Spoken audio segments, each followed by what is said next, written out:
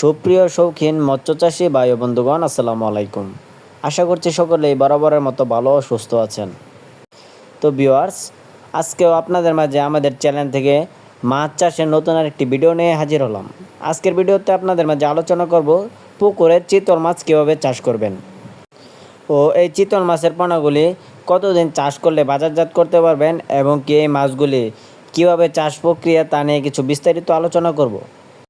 তো ভিউয়ার্স, আপনাদের চিতল মাছ চাষের সহজ কিছু পদ্ধতি জানাবো। অবশ্যই ভিডিওটি ফুল দেখার অনুরোধ রইল। কেউ স্কিপ করবেন না, তাহলে মাছ চাষ সম্পর্কে বুঝতে পারবেন না। তো ডিয়ার ভিউয়ার্স, আমার স্ক্রিনে যে পোনাটি দেখছেন এটি কিন্তু পুরো 5 ইঞ্চি সাইজের চিতল মাছের পোনা। তো ভিউয়ার্স, আপনারা যারা পুকুরে অন্যান্য মাছ চাষ করে থাকেন, আপনারা চাইলে কিন্তু পাশাপাশি এই চিতল মাছের পোনাগুলি চাষাবাদ করতে পারবেন। কেননা আপনি যদি মিশ্র চাষ করেন তাহলে এই চিতল মাছের পোনাগুলিকে আলাদা কোনো খাবার দেওয়ার প্রয়োজন হয় না। এই চিতল মাছ মূলত ছোট ছোট পোনা খেয়ে বড় হয়ে থাকে। তো ভিউয়ার্স, আপনারা যারা মিশ্র চাষ করতে চান, আপনারা চাইলে কিন্তু চিতল মাছ চাষ করে খুব সহজেই লাভবান হতে পারবেন। কেননা পুকুরে আপনার এই ছোট ছোট রেণু ধানি পোনা খেয়ে এই মাছগুলি খুব সহজেই বড় হবে।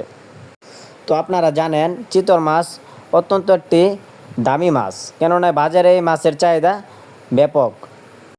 এই মাছের প্রতি কেজি বাজারে মিনিমাম 800 থেকে 900 প্লাস হয়ে থাকে।